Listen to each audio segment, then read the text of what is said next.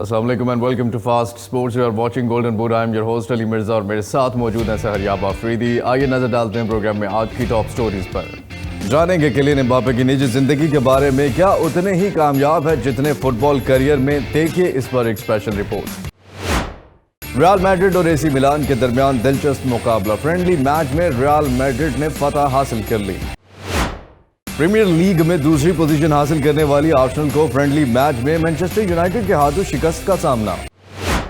एक और friendly match में न्यूकैसल और एस्टन विला के दरमियान होने वाला मुकाबला बराबर रहा। दोनों टीम मुकर्रर वक्त में 3-3 गोल स्कोर करने में कामयाब हुई। फीफा विमेंस वर्ल्ड कप में होने वाले मैच में इटली ने अर्जेंटीना को 0 के मुकाबले में 1 गोल से शिकस्त देकर मैच अपने नाम कर लिया।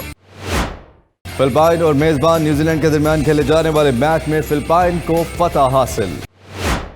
स्विट्जरलैंड और नॉर्वे के दरमियान खेले जाने वाला मैच बगैर किसी नतीजे के बराबर रहा। फीफा विमेंस वर्ल्ड कप के एक और मैच में कोलंबिया और साउथ कोरिया के दरमियान खेले जाने वाला मैच में साउथ कोरिया को कोलंबिया के हाथों 0-2 से शिकस्त का सामना। पाकिस्तान फुटबॉल फेडरेशन से मुतल्लिक जानेंगे आज कुछ अहम खबरें। किलियन एम्बापे के ट्रांसफर सागा से मुतल्लिक पीएसजी को मिली वार्निंग। सऊदी प्रो लीग में महंगे खिलाड़ियों के खरीदने की वजह सामने आ गई। सऊदी अरब ने क्या बजट सेट किया फुटबॉल के लिए। रियल मैड्रिड और एसी मिलान के दरमियान खेले जाने वाले मैच में तजज़िये के दौरान वेस्ट हैम के साबिक खिलाड़ी बेहोश हो गए। इंटर मियामी ज्वाइन करने के बाद अपने पहले ही मैच में फतह से हमकिनार करने के बाद लियोनेल मेसी को इंटर मियामी का कैप्टन बना दिया गया। और प्रीमियर लीग के किस स्टार खिलाड़ी ने तुर्किश लीग ज्वाइन कर ली, ये सब कुछ जानिए आज गोल्डन बूट में। प्रोग्राम का आगाज करेंगे किलियन एम्बापे, जो कि एक उभरते हुए सितारे हैं, बल्कि उभर चुके हैं आफरीदी, आई थिंक सो, लेकिन और उभरना भी बाकी है उन्हें। फुटबॉल में तो बहुत ही बेहतरीन परफॉर्मेंसेज उनकी तरफ से हमें देखने को मिलती है, और फुटबॉल के बाहर दुनिया में यानी अपनी निजी ज़िंदगी में वो किस तरह से मैनेज करते हैं अपने बिजनेसेस को, अपनी निजी ज़िंदगी को, अपने फैमिली लाइफ को और अपने पेरेंट्स को, क्योंकि पेरेंट्स इनके जो माँ बाप हैं उनका बहुत बड़ा रोल है इनको यहाँ तक पहुँचाने में। और फ्रांस की टीम में भी जो है वो इनकी ब्रिलियंट परफॉर्मेंस हम वर्ल्ड कप में देख चुके हैं। निजी ज़िंदगी में कितने ब्रिलियंट हैं, आइए देखते हैं। मशहूर बास्केटबॉल खिलाड़ी माइकल जॉर्डन की तरह एम्बापे अपनी शनाख्त की कदर कीमत बेहतरीन तरीके से जानता है। ऐसा 10 साल में पहली मर्तबा हुआ है। ना मेसी ना रोनाल्डो दुनिया के सबसे ज्यादा मुआवजा वसूल करने वाले फुटबॉलर बने हैं। ये एजाज एम्बापे ने हासिल कर लिया है। वो फुटबॉल तारीख का सबसे महंगा फुटबॉलर बन चुका है। चंद साल कबल इसकी माँ चाहती थी कि वो बिजनेस स्कूल जाए, मगर वो कुछ और ही चाहता था। उसने अपना कारोबारी फलसफा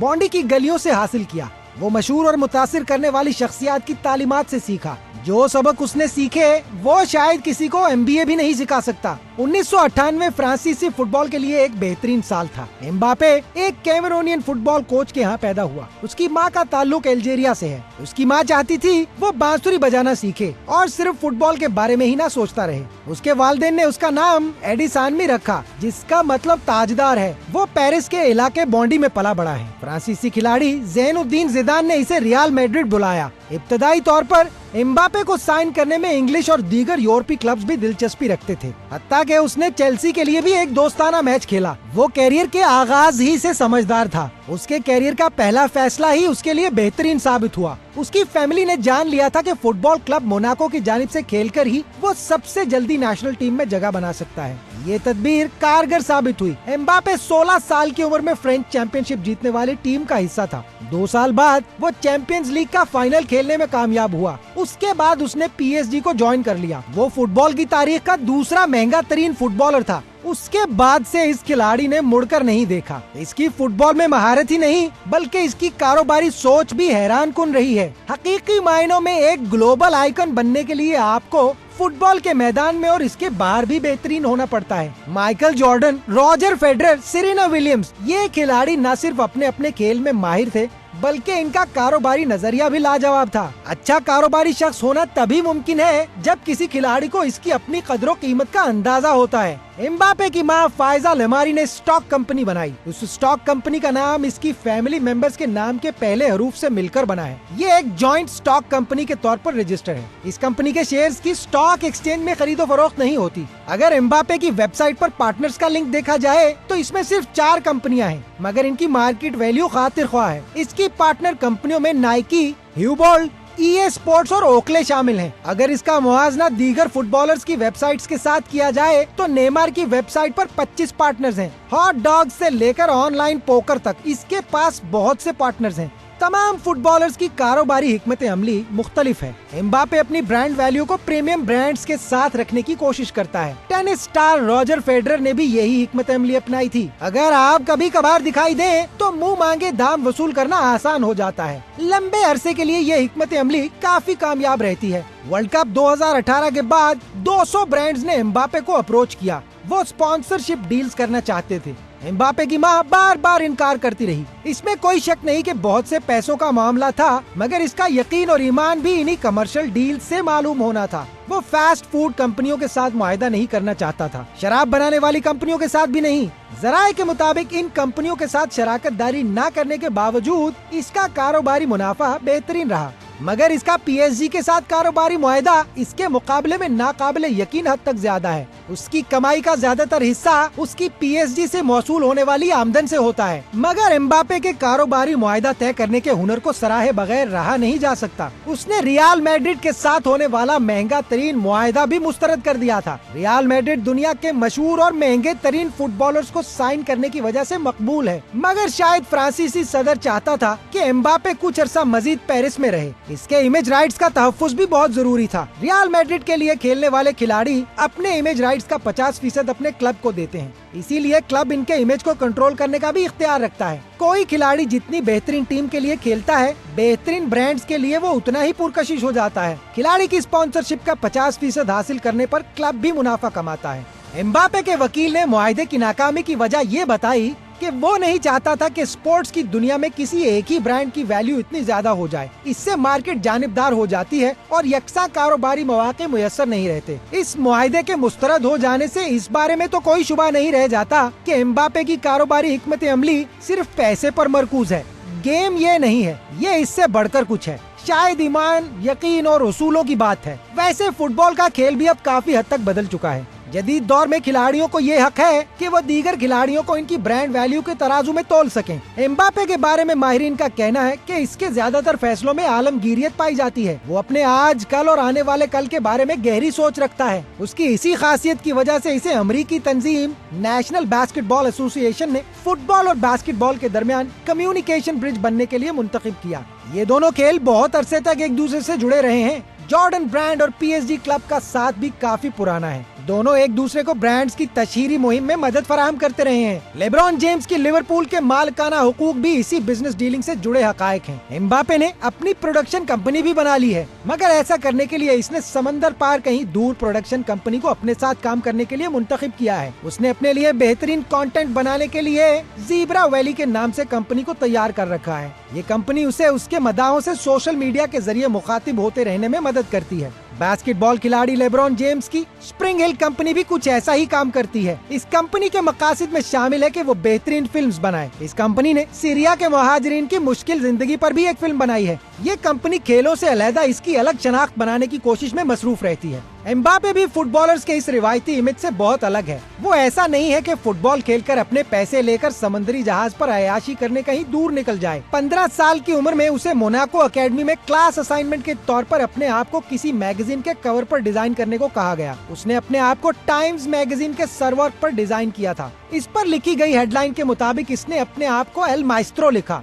जिसका मतलब है उस्ताद। 4 साल बाद वो टाइम्स मैगजीन के सरवर्क पर हकीकत में शाया किया गया। यकीनी तौर पर इसे यहाँ तक ले आने में इसके सीखने और बढ़ते जाने की जस्तजू का बहुत बड़ा किरदार था। जी आपने देखा किलियन एम्बापे की निजी जिंदगी में भी काफी कामयाब हैं और अभी इनकी जो है वो ट्रांसफर सागा में काफी कुछ हैपनिंग्स हो रही हैं और उस हवाले से भी हमारे पास एक बड़ी दिलचस्प न्यूज़ है जो कि प्रोग्राम के अगले हिस्से में आप देखेंगे। यहाँ पर एक छोटी सी ब्रेक का वक्त हो चुका है। Welcome back to golden boot और एक लंबी ब्रेक के बाद ये वाली ब्रेक नहीं, लीग की जो ब्रेक है उसकी बात कर रहे हैं। उसके बाद फ्रेंडली मैचेस जो है वो मुनक्किद हुए हैं, और फ्रेंडली मैचेस में जिस पहले मैच की हम बात करने जा रहे हैं वो मैच हुआ है रियल मैड्रिड और एसी मिलान के दरमियान। और यहाँ पर रियल मैड्रिड ने एसी मिलान को 2 के मुकाबले में 3 गोल से शिकस्त देकर ये मैच जो है वो अपने नाम कर लिया। और रियल मैड्रिड की खसूसी बात यह है कि इसमें जो ट्रांसफ़र पे नए खिलाड़ी आए थे उनकी परफॉर्मेंसेस कैसी थी और किस तरह से परफॉर्म किया ओवरऑल, इस पर हम आफरीदी से जानेंगे। मैच में फतह दिलवाई 3-2 से ये मैच रियल मैड्रिड ने अपने नाम किया है। पहला गोल वेलवर्डे जिन्होंने रियल मैड्रिड की तरफ से किया 57 मिनट में, फिर विनीशियस फिर दूसरा गोल भी इन्होंने किया 59 मिनट में, 1-2 मिनट के जो है वो मार्जिन से ही उन्होंने ये गोल भी कर दिया। फिर विनीशियस जूनियर ने 84वें मिनट में ये गोल किया तीसरा। और दूसरी तरफ अगर बात करें एसी मिलान की, टमोरी जो है उन्होंने पहला गोल किया 25वें मिनट में और अपनी टीम को बर्तरी दिला दी थी मैच में। और फिर रोमेरो जो है वो 42वें मिनट में दूसरा गोल करने में कामयाब हुए। और दोनों गोल्स पहले एसी मिलान ने किया। आफरीदी, दोनों गोल्स पहले एसी मिलान ने किए, प्रेशर में भी डाला, फिर उसको कंटेन क्यों नहीं कर सके? एक्चुअली में अगर आप देखें तो फ्रेंडली मैचेस में जो इसके बाद भी हम मैच डिस्कस करेंगे उसमें एरर्स की वजह से ज़्यादा गोल हो रहे हैं। आप देखें कि अगर रियल मैड्रिड के आप जो एसी मिलान ने गोल्स किए हैं उनके अगेंस्ट, वो भी रियल मैड्रिड के डिफेंडर्स की गलतियों की वजह से हुए। और जो रियल मैड्रिड ने गोल्स किए हैं एसी मिलान के अगेंस्ट, उसमें तो एक तो गोलकीपर के हाथ से ही निकल गई, तो दूसरा गोल भी जो था वो फेडी वालवर्डी को उन्होंने एक तरह से ट्रीट ही दे दी और गिफ्ट था, वो भी आराम से उन्होंने गोल कर दिया। तो जो सिर्फ तीसरा गोल था विनीशियस का, वो इस मैच का वाहिद एक अच्छा गोल भी था और उसी ने फिर मैच को भी डिसाइड कर दिया। बिल्कुल। अच्छा, फ्रेंडली होने की वजह से आपको लगता है कि दोनों टीम्स अच्छा प्लेयर्स पूरी कैपेसिटी से खेले हैं, सारे प्लेयर्स जिन्होंने डाले हैं बेंच पे जो है वो बिठाया है, और जैसे कि ट्रांसफर्स भी हुए हैं, तो उस हवाले से क्या इस मैच में आपने देखा है? बिल्कुल, आप जब भी अच्छा फ्रेंडली की ये बात है कि अब ये यूएस के टूर पे गए हैं मोस्टली ये टीमें जो हैं। अब यूएस के आपने उधर के क्राउड्स को एंटरटेन करना होता है, तो आप एक तो अपनी इंजरीज का भी ख्याल रखते हैं, लेकिन उसमें गोल्स यूजुअली फ्रेंडली मैचेस में व्यूअर्स आपको ज़्यादा ही नज़र आएंगे, क्योंकि उन्होंने मोस्टली डिफेंस को थोड़ा सा वीक किया होता है, इतना वो हार्ड डिफेंस नहीं करते, क्योंकि लोग जो हैं फैन जो हैं वो ज़्यादा गोल देखना पसंद करते हैं। यानी सभी प्लेयर्स के साथ जाते हैं जो भी स्टार प्लेयर्स हैं, क्योंकि लोग उनको देखना चाहते हैं। हाँ, ऑब्वियसली आपके जो स्टार खिलाड़ी होते हैं उनको तो आपने लाजमी, ऑब्वियसली 90 मिनट नहीं खेलते, लेकिन फिर भी उनको खिलाना ही होता है कंफर्म। आप देखेंगे जो आपने बात की उसमें जूड बेलिंगम जो थे वो मेन खिलाड़ी थे रियल मैड्रिड के, जो पहला मैच खेल रहे थे, और वो ऑब्वियसली यूएस के जो मोस्टली क्राउड्स हैं वो स्टार खिलाड़ियों को ही देखने आए होते हैं, तो अगर आप उनको बेंच पे बिठाते तो फिर तो कोई फायदा नहीं है। चलिए स्टैट्स पे एक नज़र डालते हैं, उसके बाद फिर मजीद हम इस मैच के बारे में बात करेंगे। स्टैट्स दिखाइए, क्या कहते हैं स्टैट्स इस मैच के? ये आप देख रहे हैं शॉट्स 11 थी एसी मिलान की और 13 शॉट्स थी रियल मैड्रिड की। शॉट्स ऑन टारगेट में तकरीबन बराबरी थी, 5 रियल मैड्रिड की थी, 3 जो है वो एसी मिलान की थी। और पोजेशन आप देख रहे हैं 40% एसी मिलान के पास है, 60% रियल मैड्रिड के पास था। पासेस भी आप देख रहे हैं, पास एक्यूरेसी भी देख रहे हैं। कॉर्नर्स 4 मिले हैं एसी मिलान को, 5 मिले हैं यहाँ पर रियल मैड्रिड को। आफरीदी, शॉट्स ऑन टारगेट की अगर बात करें तो 3-5 किस तरह से देखते हैं? 5 में से 3 को उन्होंने कन्वर्ट किया है और 3 में से 2 को कन्वर्ट किया। जी बिल्कुल, ओवरऑल तो कन्वर्जन तो अच्छी थी, और मतलब फिनिशिंग अगर आप देख लें, टमोरी का हेडर भी अच्छा हेडर था, ऑल्दो इतने करीब अगर आप आराम से हेडर देने दे रहे हो तो उसमें तो फिर गोल ही होना था। तो ओवरऑल दोनों टीम्स ने अच्छा परफॉर्म किया। अब माइक मेन्यून की बहुत बड़ी कमी मुझे पर्सनली फील हुई। आप देखें एसी मिलान का जो सक्सेस है वो उनकी गोलकीपर की बदौलत ही है, तो आप देखें कि उनकी गोलकीपर की ना होने की वजह से बिल्कुल वो एक कमज़ोर सी टीम नज़र आई। दूसरा, जूड बेलिंगम का पहला मैच था, तो उसके ऊपर मोस्टली पंडित देख रहे थे, सारे जो लोग थे वो भी, कि वो किस तरह खेलते हैं, और उन्होंने शानदार आगाज़ किया रियल मैड्रिड की कैरियर का, बहुत ही अच्छा खेले पूरे मैच में। अच्छा, आर्डर गुलर जो है वो भी इस टीम का हिस्सा, मतलब रियल मैड्रिड की अभी जो ट्रांसफ़र में खरीदे गए प्लेयर हैं उनका एक हिस्सा है, तो वो नज़र आए हैं आपको इस मैच में, या उनको नेक्स्ट मैच में खिलाया जाएगा? सब्स्टिट्यूट में भी नहीं उनको खिलाया गया। ऑब्वियसली आप जो मेन मार्क ई साइनिंग है वो जूड बेलिंगम थे और उसी पे मोस्टली फोकस रहना था, तो आर्डर गुलर को नेक्स्ट मैच, क्योंकि अभी तो ये पहला एक तरह से फ्रेंडली मैच था, अभी इनका मैनचेस्टर यूनाइटेड के साथ एक फ्रेंडली मैच है, उसमें मोस्टली फ्रेंडली मैचेस में जितने भी ये प्री सीजन टूर होता है व्यूअर्स, उसमें सारे प्लेयर्स को ही चांस मिलता है, क्योंकि जो फैंस होते हैं वो फॉर एग्जांपल जो टर्किश फैंस देखने आए होते हैं, उन्होंने तो आर्डर गुलर को देखना है रियल मैड्रिड के शर्ट में, तो वो फिर हर फैंस, क्योंकि एक डाइवर्स फैन बेस है यूएस में या बाहर की रीजन्स में, तो वहाँ पे फिर इन्होंने हर फैन का जो है वो ख्याल रखना होता है और उनके फेवरेट खिलाड़ियों को थोड़ा चलिए शायद अगले मैचेस में हमें देखने को मिले। और ये मैच जब फ्रेंडली जो है वो 3-2 से अपने नाम के लिया है रियल मैड्रिड ने। दूसरा मैच मैनचेस्टर यूनाइटेड और आर्सेनल के दरमियान खेला गया और प्रीमियर लीग में दूसरी पोजीशन हासिल की थी आर्सेनल ने, लेकिन यहाँ पर मैनचेस्टर यूनाइटेड के हाथ में शिकस्त का सामना 2-0 से मैनचेस्टर यूनाइटेड ने इस मैच में फतह हासिल की है। और आर्सेनल ने बहुत ज़्यादा प्लेयर्स को भी खरीदने की कोशिश की इस ट्रांसफर फी में, यूनाइटेड ने भी यही कोशिश की है। और अब इनकी ये कोशिशें किस हद तक कामयाब हुई हैं, कितने प्लेयर्स को मौका दिया गया इस मैच में और क्या टैक्टिक्स थे आर्टेटा के इसके ऊपर और एरिक टेन हैग के, ऑफ कोर्स इसके ऊपर हम अफरीदी से जानेंगे। बहुत ही शानदार परफॉर्मेंस मैनचेस्टर यूनाइटेड की तरफ से, और अगर यूँ कहा जाए कि ये जो गोल्स हैं वो खुद ही करवा दिए आर्सेनल के गोलकीपर ने तो गलत नहीं होगा, लेकिन कितना सही है वो अफरीदी से जानेंगे। पहला गोल 30वें मिनट में फर्नांडिस जो है ब्रिलियंट गोल था, लेकिन नहीं रोकने में कामयाब हुए गोलकीपर, और सैंचो जो है 37वें मिनट में दूसरा गोल किया। उससे पहले अफरीदी आर्सेनल की तरफ से एक बड़ी ज़बरदस्त अटैम्प्ट की गई थी जो 2 दफ़ा की गई थी और उनके गोलकीपर ने, अब यहाँ पर स्ट्राइकर की गलती थी, यहाँ पर गोलकीपर बड़ा ब्रिलियंटली खेल गए। आपको क्या लगता है वो लूज शॉट्स नहीं थे? मार्टिनेली जिस तरह पूरा सीज़न अभी गुज़िस्ता सीज़न खेले हैं 15 गोल्स, कमेंटेटर ने भी कहा आउटस्टैंडिंग फॉर्म में थे, लेकिन एंड पे आके उनकी फॉर्म थोड़ी सी गिर गई थी इंजरी की वजह से। अब इधर भी आप देखेंगे बहुत ही सिंपल चांस था। दूसरा जो चलो पहला तो उन्होंने जो ट्राई किया वो गोलकीपर ने अच्छा सेव किया, लेकिन दूसरा तो सीधा गोलकीपर के साथ ही उन्होंने दे दिया कि आप पकड़ ही लें, तो खाली खड़े थे किसी भी मतलब गोलकीपर भी थे, उनके साथ में प्लेयर भी थे, पूरा गोल खाली था, लेफ्ट राइट कहीं भी मारते गोल होना था, स्ट्रेट गोलकीपर पे ही उन्होंने अटैम्प्ट की। तो वो वाकई में एक आर्सेनल की ओवरऑल इस मैच में काफ़ी डिसअपॉइंटिंग परफॉर्मेंस थी व्यूअर्स, ना सिर्फ अटैक बल्कि डिफेंस भी। आप देखेंगे राम्सडेल जो कि one of the best goalkeeper of premier league, आप बहुत तारीफें करते थे कि बहुत बेहतरीन है, बिल्कुल, और जो इन्होंने बेंच पे बिठाए थे और वो चले गए वो बड़ा अच्छा खेल रहे हैं। और अब यहाँ पे राम्सडेल को जो है वो, ये आपको नहीं लगता कि दोनों गोल्स उनकी गलतियों की वजह से हुए? बिल्कुल ऐसे ही है, दोनों गोल्स राम्सडेल की गलतियों की वजह से हुए हैं, लेकिन हमें इतना हार्श इस लिहाज से नहीं होना चाहिए क्योंकि ये फ्रेंडलीज हैं।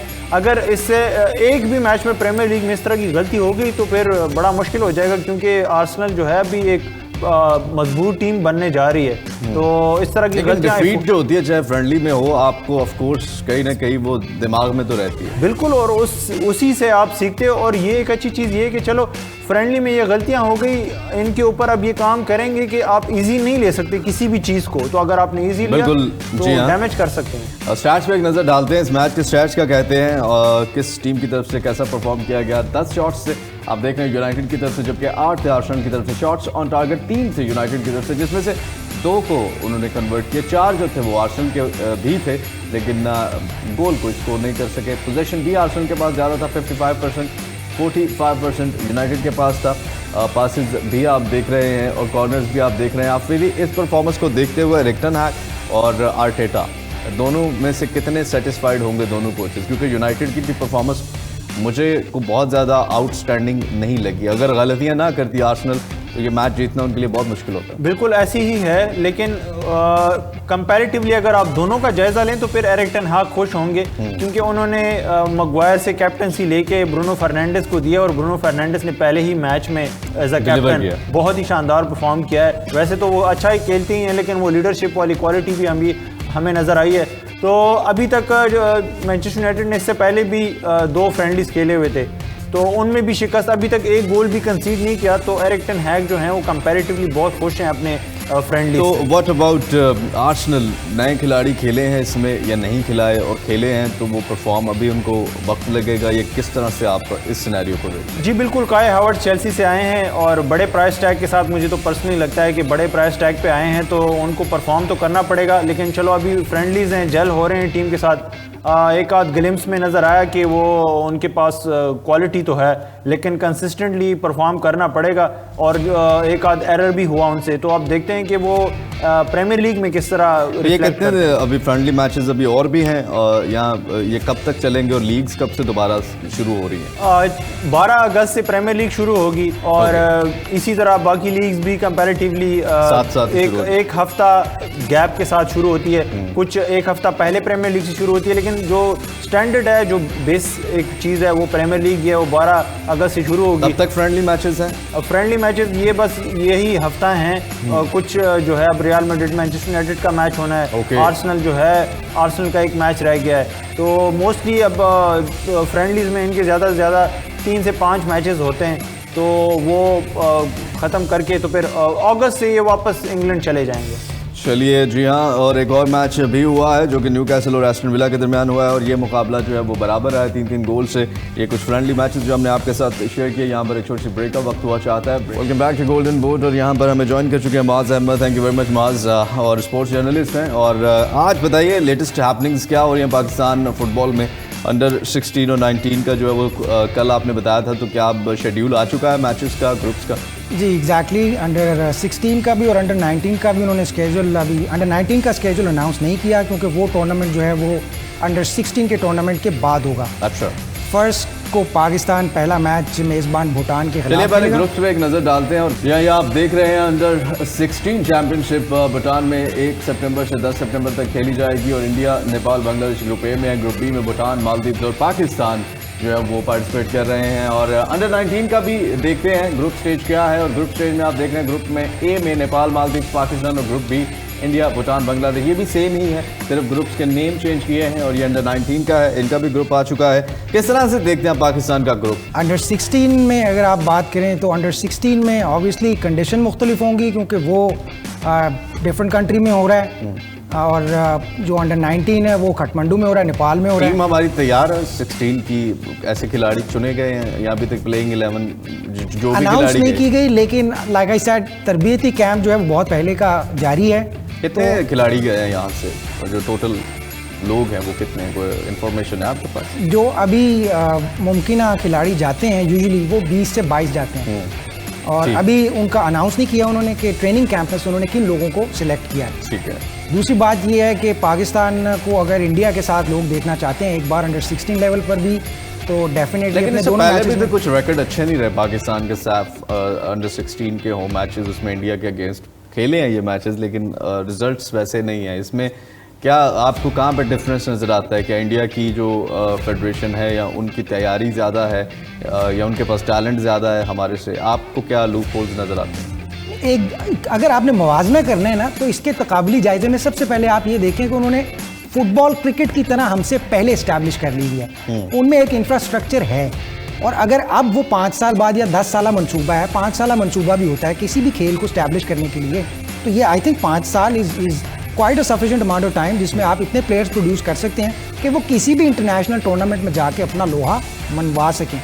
इसी तरह अभी पाकिस्तान को जो तवज्जो मिलना शुरू हुई है, सबसे पहले तो आप ये देखें सस्पेंशन हमसे अभी गई है लास्ट ईयर जून में, उसके बाद से हमें मैचेस मिलना शुरू हुए हैं। अब इस टूर्नामेंट में भी अब देखें, अगर मुकाबला आप फिर भी देखना चाहते हैं, क्योंकि इनके पास तो अभी जज्बा ही है खेलने के लिए, पाकिस्तानी टीम के पास उनके पास महारत भी है, उनके पास तरबियती वक्त भी था, उनके पास सरमायाकारी भी है। हमारे पास इस वक्त सिवाय जज्बे के और कुछ नहीं है। एक बात ये, और अगर मुकाबला देखना है तो पहले हमें ये 2 हर्डल्स क्रॉस करनी पड़ेंगी। कौन सी टीम आपको अंडर 16 में स्ट्रॉन्ग लग रही है? आपको लगता है कि ये टीम जो है वो अंडर 16 चैंपियनशिप जीत सकती है? ये सभी टीमें जो हैं ये तकरीबन उसी कैलिबर की आप कह सकते हैं, क्योंकि इनमें से कोई भी एशियन फुटबॉल कॉन्फेडरेशन, किसी को भी आप कह नहीं सकते एशियन फुटबॉल कॉन्फेडरेशन के अंडर ये जितनी भी ये वो टियर है टीम्स की जो इतनी ज़्यादा इंटरनेशनल सरफेस पे सक्सेसफुल नहीं है। हाँ, इनमें खेल कर अगर आप अपने आप को बेहतर बनाते हैं और फिर अपना दर्जा बेहतर करने की कोशिश करते हैं तो I think we should take it as an opportunity. दूसरी बात जी बताइए। दूसरी बात ये है कि जो सेमीफाइनल में क्वालिफिकेशन है वो यही है कि आपको पहले ये 2 हर्डल्स जो हैं ये क्रॉस करनी होंगी। अगर आप पहले 2 मैच अपने जीत जाते हैं तो फिर, क्योंकि इन 6 में से जो टॉप 4 होंगी वो सेमीफाइनल और फिर 2 ऊपर आएंगे इसी तरह। बिल्कुल ठीक। इससे पहले पाकिस्तान पहुंचा वैसे साफ 16 के अंडर 16 के, आई एम नॉट श्योर, मेरे पास उसके स्टैटिस्टिक्स अभी नहीं है, लेकिन अच्छा चलें ठीक है। और अंडर 19 के मैचेस जो हैं वो फौरन ही शुरू हो जाएंगे या थोड़ा अरसा उसमें भी गैप दिया जाएगा? 11 दिन का वक्फा है और 21 सितंबर से 30 सितंबर तक अच्छा, सितंबर के महीने में ही वो मैचेस भी ये कर दिए जाएंगे। कंक्लूड हो जाने हैं। दूसरी खबर जो प्रोग्राम में अब हम शामिल करेंगे वो है एशियन फुटबॉल कन्फेडरेशन का कैंप जो है वो मुनक्किद हुआ है। बताइए जी इस बारे में भी। सर्टिफिकेट्स दिए गए हैं और फुटसॉल जो है वो हमारी काफ़ी जो है वो खेली जाती है यहाँ पे पाकिस्तान में, और ये एक मिनी आप कह सकते हैं फुटबॉल इंडोर खेला जाता है।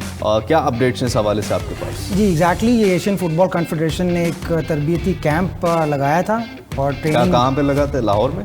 ये फेडरेशन ने उनके ताउन से इनको सर्टिफिकेशन करवाई है और डिफरेंट सिटीज़ में अब वो फुटसल की ट्रेनिंग देने के लिए एलिजिबल हैं, अच्छा, क्वालिफाइड हैं। ठीक है। और इसमें साथ साथ उनको सर्टिफिकेट्स के साथ साथ उन्होंने उनको वो तरबियती सामान भी दिया है, बिब्स हैं, साथ कोन्स हैं और लैडर्स हैं, ट्रेनिंग की जो भी सहूलियात हैं वो, ताकि वो अपने अपने शहरों में जाके फुटसल की ट्रेनिंग के लिए डिफरेंट एज ग्रुप्स के बच्चों को, नौजवानों ये को, पहले जो भी इस तरह के interested कैंप्स लगते हैं या ये नया है अभी, क्योंकि अब जैसे जैसे इसकी पॉपुलैरिटी बढ़ती जा रही है वैसे वैसे देखें उसका मुकाबला बढ़ेगा तो ऑब्वियसली हमें ट्रेनर्स की ज़रूरत पेश आएगी। इसीलिए अब उन कोचेस को अब वो इस तरह इक्विप कर रहे हैं कि उनको रूल्स पता हों गेम के, उनको जो ट्रेनिंग के डिफरेंट ट्रेनिंग कंडक्ट करने के डिफरेंट स्टाइल्स आते हों और सिखाने के, तरबियत करने के, प्लेयर्स का माइंड जो है डेवलप करने के, सो काफ़ी एस्पेक्ट से पूरा करिकुलम होता है। फुटसॉल भी फुटबॉल फेडरेशन के अंडर ही है?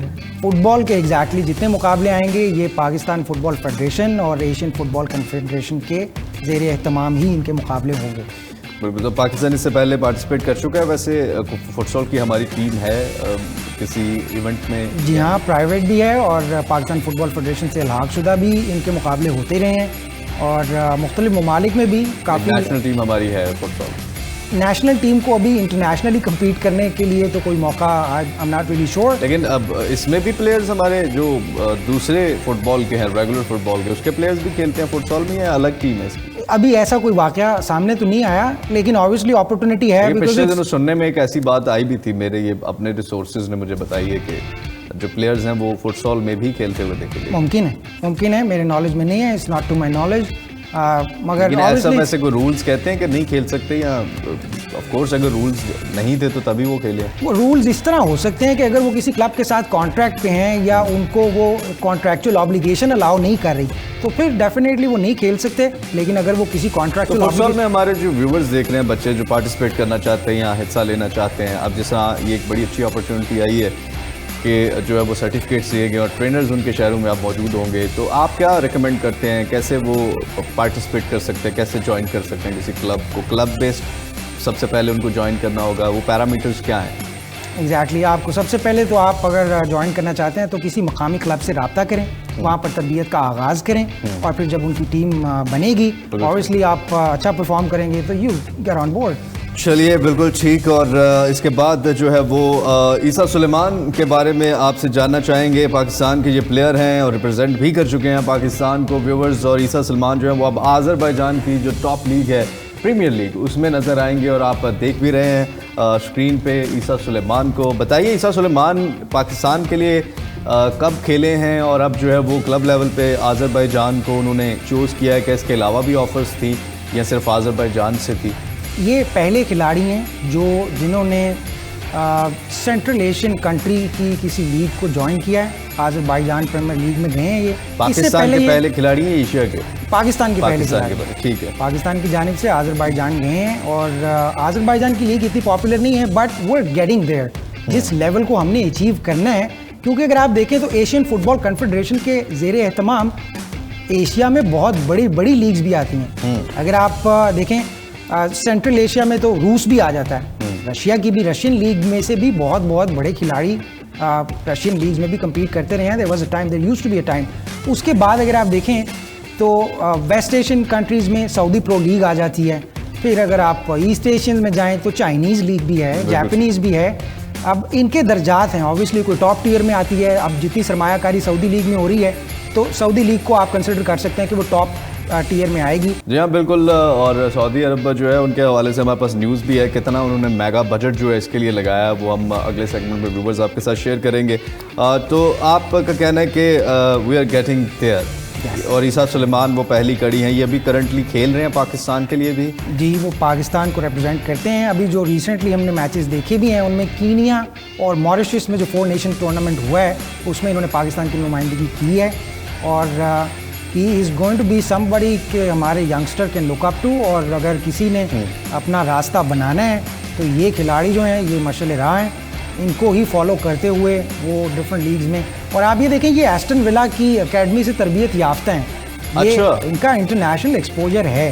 उसके बाद ये पुर्तगाली लीग में भी खेल चुके हैं यहाँ अच्छा। आज़रबाईजान जाने से पहले। अच्छा, तो अच्छा। एक बड़ा सफिशिएंट उनके पास एक्सपोजर है इंटरनेशनल, डिफरेंट कल्चर्स के लोगों के साथ खेले हैं, उनको डिवर्सिटी, कल्चरल तो डिवर्सिटी ऐसा भी हो सकता है अभी कि अब आज़रबाईजान के लिए खेल रहे हैं क्योंकि एस्टन विला से इन्होंने जो ट्रेनिंग्स ली हैं और वहाँ से निकले हैं, तो वो वक्त भी दूर नहीं जब हमें किसी यूरोपियन लीग में भी ये खेलते हुए नजर आए।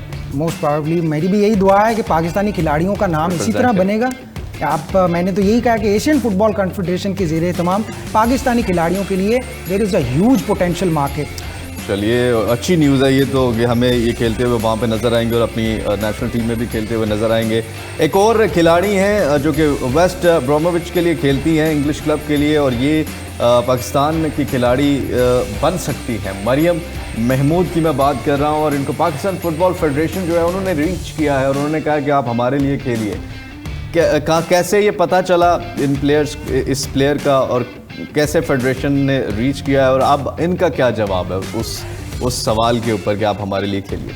अच्छा, फॉर्चुनेटली उन्होंने इंटरेस्ट शो किया है। ये अपने इंग्लिश क्लब की तरफ से लास्ट सीजन में she was the top scorer, ये स्ट्राइकर के तौर पर खेल रही हैं। शी इज़ यंग और अपने खेल में उनकी महारत है। She is just 19 years old और अपने खेल में महारत रखती हैं और जिस एकेडमी से तरबियत याफ्ता हैं डेफिनेटली वहाँ का माहौल बड़ा डिसिप्लिन्ड है और पाकिस्तान ने इसीलिए अप्रोच किया कि पाकिस्तान उनको नुमाइंदगी देने का ख्वाहिशमंद है। अब जिस तरह इंटरनेशनल एक्सपोजर के साथ साथ लोग जुड़ते जा रहे हैं तो हमारी टीम में ऐसे खिलाड़ियों की तादाद में इजाफा होता जा रहा है। लेकिन ऐसे खिलाड़ियों को खींचने के लिए आपको ये नहीं लगता कि अपना भी हमें स्ट्रक्चर थोड़ा बेहतर करना पड़ेगा इस तरह के मामला, क्योंकि कोई भी खिलाड़ी फ्यूचर जहाँ पे उसका मजबूत होगा, सिक्योर होगा, वहीं पे जाएगा। तो अब ये जिस तरह के मामलात हमारे चल रहे हैं कि वो इलेक्शन नहीं हो रहे, फीफा ने कब वार्निंग दे दी, फिर एनओसी जारी नहीं हुआ, फिर जारी हुआ, तो ये सारे मामलात भी तो एक खिलाड़ी देखता होगा। एग्जैक्टली आपकी जो इस बारे में आपकी एंटिसिपेशन है वो बिल्कुल ठीक है, लेकिन कुछ खिलाड़ियों को जब तक पाकिस्तानी फुटबॉल स्टैब्लिश नहीं हो जाता और उस मैयार पर नहीं आ जाता, डेफिनेटली कुछ को अपने स्टैंडर्ड पे कॉम्प्रोमाइज़ करना पड़ेगा।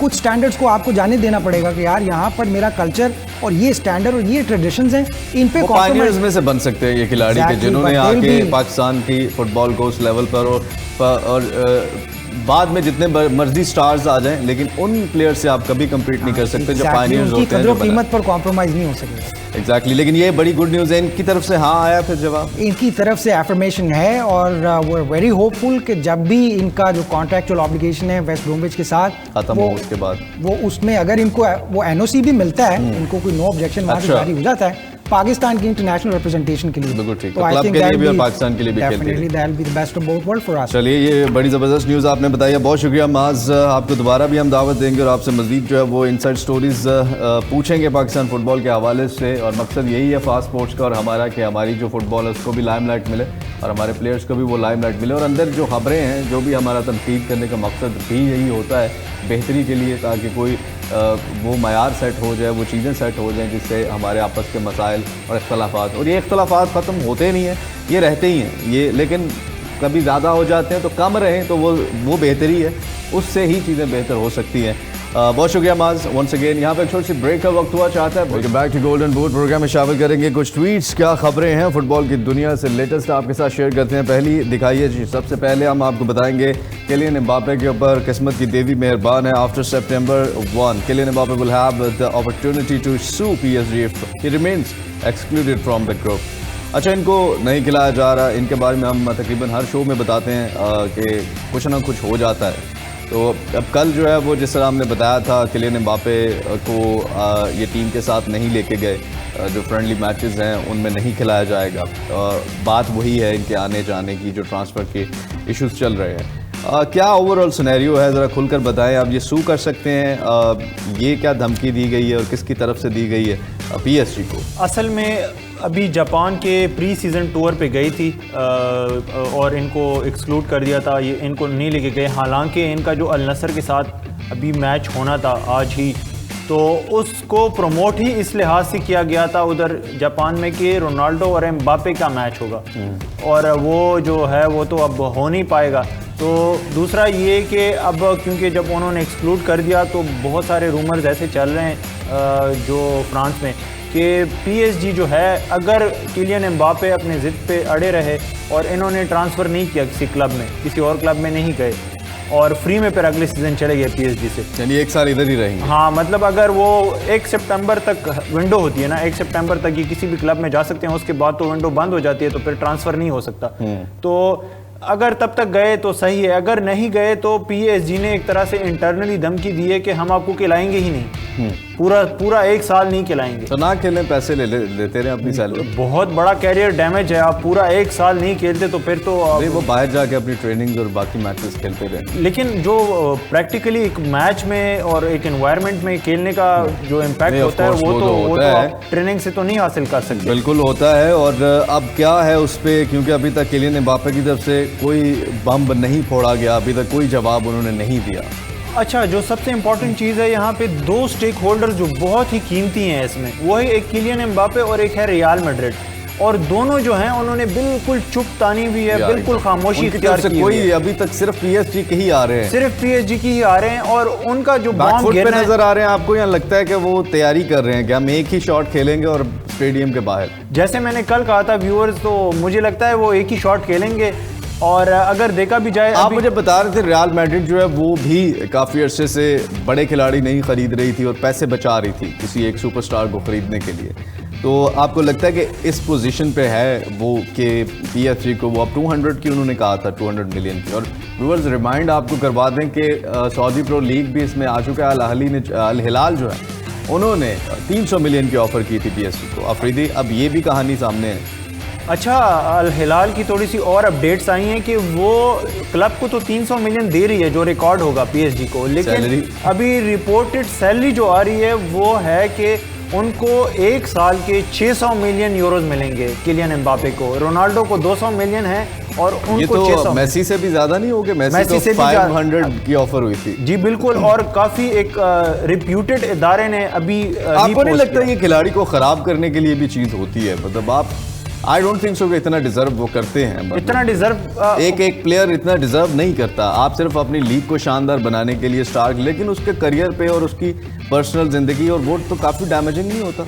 नहीं, ऑब्वियसली अब उनका तो कैश करना है, वो कैश कर रहे हैं, लेकिन वो नहीं जाएंगे। मुझे पर्सनली लगता है कि वो नहीं जाएंगे। और रियल मैड्रिड, जैसे आपने पूछा कि रियल मैड्रिड इस पोजीशन, क्योंकि किलियन एम्बापे का ट्रांसफ़र जो है वो बहुत मैसिव है किसी भी क्लब के लिए करंटली, जो कोविड गुजर चुका है और बहुत सारे क्लब जो हैं वो फाइनेंशियल रेगुलेशंस के अंडर आ चुके हैं, तो उसमें क्या कोई क्लब इस पोजीशन पे है कि यूरोप में इनको खरीद सके। तो वो अभी करंटली एक काफ़ी रिप्यूटेड इदारे ने पूरा एक रिव्यू जारी किया है रियल मैड्रिड के फाइनेंशियल सिचुएशन का, कि किस तरह 2017 में पहली बार कोशिश की थी रियल मैड्रिड ने मोनाको से एम्बापे को खरीदने की, फिर वो चले गए थे PSG। तो तब से जो पेरेज है, फ्लोरेंटिनो पेरेज, जो प्रेसिडेंट है रियल मैड्रिड के, तब से उनका टारगेट नंबर 1 जो है ना, वो किलियन एम्बापे, रोनाल्डो की रिप्लेसमेंट उन्होंने किलियन एम्बापे को ही रखा हुआ था। और तब से 2017 से अभी तक उन्होंने रिजर्व रखा है हर साल में किलियन एम्बापे के लिए। तो अभी करंटली वो सबसे स्ट्रॉन्गेस्ट पोजीशन में है कि अगर वो इस साल चाहें तो इस साल भी खरीद सकते हैं, जिसके चांसेस काफ़ी ज़्यादा लग रहे हैं। अच्छा, ज़्यादा तो लग रहे हैं, ये तो एक फेवर भी हो जाएगी फिर किलियन एम्बापे के ऊपर ऑफ कोर्स, क्योंकि वो तो अगले साल भी खरीद सकते हैं फ्री ट्रांसफ़र पे। लेकिन PSG का क्या आपको नज़र आ रहा है? PSG की खामोशी जो है अब क्या करेगी? अब ये तो सू भी कर सकते हैं अब, और ये अगर ऐसा होता है कुछ, तो क्या उसके डैमेजेस हो सकते हैं PSG को अगर ये सू कर देते हैं? असल में ये जो पूरी कहानी है ना, ये है प्रेशर टैक्टिक्स। आप मेरे ऊपर प्रेशर डालो, मैं आपके ऊपर प्रेशर। जो पहले प्रेशर के अंडर आ गया और उन्होंने हथियार पहन यहाँ पे तो ना रियल मैड्रिड ने ना किलियन एम्बापे ने व्यूअर्स पे प्रेशर डाला है। ये तो खुद ही किस्मत की चीज़, मतलब लकीली उनकी फेवर में होती जा रहे हैं। जो भी स्टेप्स उठाते हैं PSG वो उनकी फेवर्स में। एनीवेज जो भी रिजल्ट्स आएगा, लेकिन आने वाला है ये सितंबर से पहले और वो हम आपके साथ शेयर करेंगे। नेक्स्ट हमें दिखाइए जी, नेक्स्ट क्या है हमारे पास, कौन सी ट्वीट है। The ministry of sports have allocated 17 billion on Saudi pro league transfers between now and 2030। ये सऊदी प्रो लीग में महंगे खिलाड़ियों के ख़रीदने की वजह ये है अफरीदी के इतना बड़ा बजट उन्होंने फुटबॉल के लिए मुख्तस कर दिया। अच्छा, अगर 2030 तक अगर हम काउंट करें तो कितने साल बचते हैं? अभी 7 साल रहते हैं। और अगर आप 2 बिलियन भी लगाएं ना तो फिर भी 3 बिलियन एक्स्ट्रा बचते हैं। तो अभी तक तो मुझे नहीं लगता कि 1 बिलियन लगा चुके होंगे। और 600 मिलियन अगर उसमें से आप एम्बापे को दे दे तो उनको फ़र्क भी नहीं पड़ता। तो 17 बिलियन सिर्फ फुटबॉल पे उन्होंने जो इसमें स्टेडियम्स भी तो हो गए प्लेयर्स के साथ साथ। नहीं, ये सिर्फ आप अगर गौर से पढ़े सिर्फ ट्रांसफर फी के लिए उन्होंने मुख्तस किए ये बजट। तो मतलब वो जो है वो इसमें मेरा ख्याल है फिर पूरी दुनिया के जितने भी स्टार्स हैं उनको मुंह मांगी ऑफर्स पे भी खरीद सकते हैं, क्योंकि इसमें सिर्फ स्टार्स ही नहीं है, इसमें कोचेस भी हैं, मैनेजर्स भी हैं, वो भी इंक्लूडेड है। जैसे उन्होंने अभी नेपोली के जो कोच थे उनको भी ऑफर की थी, और लेकिन वो तो किसी वजह से नहीं आए। जेरार्ड को भी अब अच्छा खासा बड़ा अमाउंट देने पे ही वो राजी हुआ है, तभी वो सऊदीया चला गया है। वो हैंडरसन भी जा रहे हैं अभी। हैंडरसन की आप देखेंगे क्वाड्रुपल कर दिए सैलरी, मतलब जितनी और लिवरपूल में क्वाड्रुपल करके भी उनको तो कम ही लग रही होगी सऊदी वालों को कि ये तो कम ही है, हमारे लिए तो फायदा। उनके लिए तो बिल्कुल कम है, उनके लिए तो कुछ भी नहीं है। लेकिन ये कि 17 बिलियन में से अगर 10 बिलियन भी उनके खर्च हो जाते हैं फुटबॉल पे तो ऑफ कोर्स एक बहुत बड़ा बूस्ट मिलेगा उनको इन अपनी लीग को जो है वो लाइमलाइट में लाने का। चलिए लेट्स सी के नेक्स्ट अभी कौन कौन से और प्लेयर्स जो हैं वो ज्वाइन करते हैं। प्लेयर्स का जाना भी तो एक, क्योंकि जब तक यंगस्टर्स नहीं जाएंगे तब तक सऊदी प्रो लीग की वो हाइप वो लाइमलाइट नहीं मिलेगी। नहीं, अभी तो यंगस्टर्स ने भी देखिए वुल्व्स का जो प्लेयर था रूबन नावास, लेकिन किलियन एम्बापे जैसा प्लेयर अगर इनके पास आ जाता है और जैसा मेसी नहीं गए तो फिर तो फुल स्टॉप लग जाएगा। फुल स्टॉप लग जाएगा, फिर तो मतलब विक्ट्री और जो कामयाबी है सऊदी प्रो लीग की उसको आप किसी भी एंगल से कम नहीं कर सकेंगे। नेक्स्ट दिखाइए जी, नेक्स्ट हमारे पास क्या है। और नेक्स्ट हमारे पास जो है वो है ब्रेकिंग। जी हाँ, Wilfried Zaha has completed his move to Galatasaray signing a 3-year deal with the Turkish club. ये प्रीमियर लीग के खिलाड़ी हैं, क्रिस्टल पैलेस के लिए खेलते हैं। इनको क्या सूझी कि तुर्किश जहाँ पे सभी सऊदी प्रो लीग में जा रहे हैं ये तुर्किश लीग में। असल में इनका जो टैलेंट है वो एक तरह से मुझे पर्सनली लगता है कि ज़ाया ही हुआ है क्रिस्टल पैलेस में। इन्होंने जो है अगर 2-3 साल पहले 4 साल पहले इनको चेल्सी, आर्सेनल, लिवरपूल सारे क्लब्स खरीदने की कोशिश कर रहे थे। लिवरपूल ने तो बहुत ज़्यादा कोशिश की थी और ये जाना भी चाह रहे थे, लेकिन क्रिस्टल पैलेस को वो अमाउंट वो नहीं मिली। उन्होंने कन्विंस किया, क्रिस्टल पैलेस के पास था भी ये मेन खिलाड़ी ही था, पूरी टीम इनके अराउंड ही घूम रही थी। टर्किश लीग का भी बताया कि ये भी one of the best league है इस दुनिया में जो खेली जाती है। उसमें काफ़ी ज़्यादा टैलेंट, जैसे आर्डर गुलर जो हैं वो अभी रियल मैड्रिड के लिए साइन हो चुके हैं और हम पहले भी बात कर रहे थे। तो तुर्किश लीग से भी ऐसे टैलेंटेड प्लेयर्स प्रोड्यूस किए हैं। जी बिल्कुल, वो सोफियान अमराबाद जो हैं मोराको के, जिसने आउटस्टैंडिंग परफॉर्मेंस की थी वर्ल्ड कप में, वो भी एक तरह से टर्किश लीग में ही खेलते थे मोस्टली। और बहुत सारे ऐसे प्लेयर्स हैं जो आप अगर टॉप 10 की पूरे दुनिया में टॉप 10 रैंक जो लीग्स हैं उसमें से निकालेंगे तो उसमें इनका नाम आता है। काफ़ी अच्छी लीग है, ख़ास करके यूरोप में ऐसे काफ़ी देखा जाता है। और बड़े खिलाड़ी अब जैसे ज़ाहा को इनके कंट्री मैन जो ड्रोग्बा हैं, जो चेल्सी के लेजेंडरी खिलाड़ी हैं, उन्होंने भी सजेस्ट किया कि गलाटासराय बहुत ही अच्छा क्लब है और उनका जो कल्चर है वो बहुत ही अच्छा है, रिस्पेक्ट वगैरह सारा कुछ, तो आपको वहाँ जाना चाहिए। वरना इनके पास भी सऊदी लीग में जाने की ऑफ़र थी। जी हाँ बिल्कुल, लेकिन अच्छी मूव ज़ाहा की। और नेक्स्ट हमारे पास क्या है आपको दिखाते हैं। और नेक्स्ट जो है वो जी लियोनेल मेसी जो है वो ऑफिशियली इंटर मियामी के कैप्टन बन गए हैं। और मेरा ख्याल है कोच भी ना बना दें इनको अफरीदी और कहें कि बस इंटर मियामी तो आप जो है वो आपकी ही है। ये इन्होंने मैच तो जितवा दिया। ऑफ कोर्स वो बड़ा डिफ़िकल्ट गोल था, काफ़ी अर्से बाद हमें मेसी वर्ल्ड कप में भी ऐसे गोल्स करते नज़र नहीं आए जो फ्री किक में उन्होंने गोल किया था। और इनके जो है वो दोस्त भी आ गए हैं इनके क्लब में, बार्सिलोना के। ये न्यू बार्सिलोना इसको कह सकते हैं आप, मिनी बार्सिलोना। मिनी बार्सिलोना गलत नहीं होगा, क्योंकि ऑलमोस्ट अभी जोडी आल्बा, बुस्केट्स 3 तो हो गए हैं और मेसी। और सुआरेज और इनिएस्टा ज्वाइन करेंगे तो 5 तो यही हो जाएंगे, 5 आधी टीम तो बार्सिलोना की हो जाएगी। लेकिन अकेले ये सिर्फ यही टीम क्या MLS को उस लेवल पे उठा सकती है? क्योंकि अब मुकाबला जो मुझे लगता है सऊदी प्रो लीग और इनका है, यूरोप जो है वो रहेगा ऑफ कोर्स, एक चीज़ जो है वो कम होते होते भी उसको अरसा लगता है, लेकिन ये अरूज इनको मिलने वाला है। क्या ये लीग या ये जो टीम है सिर्फ एक टीम के ऊपर डिपेंड कर सकते हैं या इनको और भी टीमों में प्लेयर्स लेने पड़ेंगे?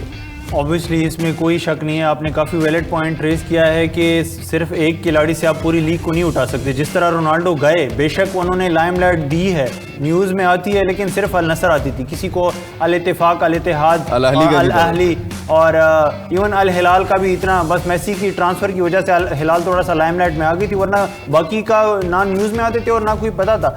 अब जो हैं सारे जो 4 बड़े क्लब्स हैं वो सारों में इतने मैसिव खिलाड़ी चले गए कि सब अब जो हैं वो लाइमलाइट और न्यूज़ में रहेंगे। मैचेस होंगे वो भी देखने लायक होंगे। हाँ, लेकिन अगर आप MLS को उठा के देख लें तो उसमें एक इंटर मियामी है। ऑब्वियसली अगर ये यूरोप के बड़े स्टार, लेकिन कोई इंटरेस्ट नज़र नहीं आया अभी इनकी लीग में से किसी और खिलाड़ी को ख़रीदने का। ये सिर्फ मैसी हो रही है और इंटर मियामी और डेविड बैकम भी है, तो जस्ट एक टीम को फोकस किया हुआ है। आपको लगता है इनके प्लान का हिस्सा है कि बाकी प्लेयर्स, बाकी की कोई खबर नहीं आई कि किसी और प्लेयर को उन्होंने कोशिश की है या उस पर बात, जैसे सऊदी प्रो लीग की तो खबर आती रहती है, लेकिन उधर से कोई खबर नहीं है असल में, क्योंकि MLS जो है ना, जो US रीजन है, वो उसको फुटबॉल को सॉकर कहते हैं, तो सॉकर जो है वो उधर इतना फेमस नहीं है। और जो बाकी ओनरशिप मेसी को क्यों ले गए उसमें मैं यही बताना चाह रहा हूँ कि डेविड बैकम और होजे मास जो इनके इंटर मियामी की को ओनर हैं, उनको बहुत ज़्यादा क्रेडिट जाता है। उन्होंने इवन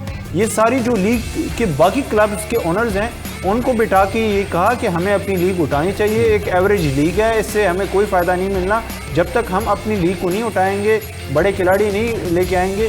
तो ये कुछ भी, ये बस एक फुटबॉल लीग होगी जो हर साल खेली जाती है। उनका क्योंकि अब USA तो होस्ट कर रहा है ये वर्ल्ड कप फिर होस्ट करना है सऊदी अरब ने, तो सऊदी अरब उस हवाले से पूरी प्लानिंग इनका जो है वो आप ये कह सकते हैं कि एक स्लो प्रोसेस है कि अभी इन प्लेयर्स को लिया है, थोड़ी सी एक हाइप मिली है, लाइमलाइट मिली है, नेक्स्ट ईयर ये 1-2 और ऐसे प्लेयर्स को शायद ले लें, उससे थोड़ी सी हाइप मिल जाए, तो आने वाले 5-8 सालों में ये उस चीज़ को शायद लेके चल रहे हैं। जी बिल्कुल। और अब देखिए MLS जो है ऐसी लीग है कि वो उन्होंने हमेशा से इसी तरह किया है कि एक स्टार, अब जैसे डेविड बैकम जब गया था तब सिर्फ डेविड बैकम ही गया था, फिर ज़्लाटान इब्राहिमोविच गया, तो एक खिलाड़ी को ही लिया है। अब आपकी बात बिल्कुल सही है कि इनको एक मैसिव ओवरहॉल चाहिए और बड़े मतलब 5, 10, 15 खिलाड़ी तो एटलीस्ट हर टीम में एक खिलाड़ी लेके आए ताकि बाकी क्लब जो हैं उनके भी मैचेस वॉचेबल हो। बिल्कुल। चलिए लेट्स सी क्या फ्यूचर होता है MLS का। नेक्स्ट हमारे पास क्या है, और ये एक खबर है, farmer West Ham and Newcastle goalkeeper Shaka Hislop is conscious and recovering after collapsing on it. ये पंडित हैं, तजरिया कर रहे थे एक मैच का, रियल मैड्रिड के मैच का ही, और ग्राउंड पे जो है वो ऑन एयर ही बेहोश हो गया। हालांकि लग नहीं रहा था क्योंकि वो उन्होंने कोई क्वेश्चन पूछा उनसे और ही वॉज लाफिंग लाइक, या वो हंस रहे थे और हंसते हंसते ही वो नीचे गिरे और बेहोश हो गए। जी बिल्कुल। और कोई इवन अभी रिपोर्ट्स तो सामने नहीं आई डॉक्टर्स की, लेकिन कोई इस तरह का इवन जो साथी इनके पंडित थे और जो एंकर भी था, उन सब ने जो इंटरव्यूज दिए उन्होंने कहा है कि वो बिल्कुल सही थे।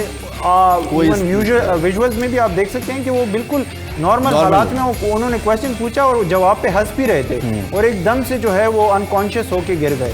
चलिए उनकी रिकवरी हुई है और आगे उनकी रिपोर्ट्स आएंगी तो फिर क्या मामलात होंगे वो आपके साथ शेयर करेंगे। ये आज के कुछ ट्वीट्स, कुछ पैकेजेस, कुछ मैचेस जो हमने आपके साथ शेयर किए हैं। आज के प्रोग्राम के लिए बस इतना ही। इस प्रोग्राम को रिपीट में आप हमारी वेबसाइट पे देख सकते हैं fastsports.tv और YouTube पे भी देख सकते हैं फास्ट स्पोर्ट्स PK। इसके अलावा पूरी दुनिया में जितनी भी स्पोर्ट्स हो रही हैं उनसे अपडेट रहने के लिए आप हमारे सोशल मीडिया जो लिंक्स हैं फास्ट स्पोर्ट्स के, उनको फॉलो कर सकते हैं। आज के प्रोग्राम से अपने मेज़बान अली मिर्ज़ा और सहरयाब अफरीदी को इजाज़त दीजिए। अपना बहुत सा ख्याल रखिए, देखते रहिए fast sports, home of champions. अल्लाह हाफ़िज़।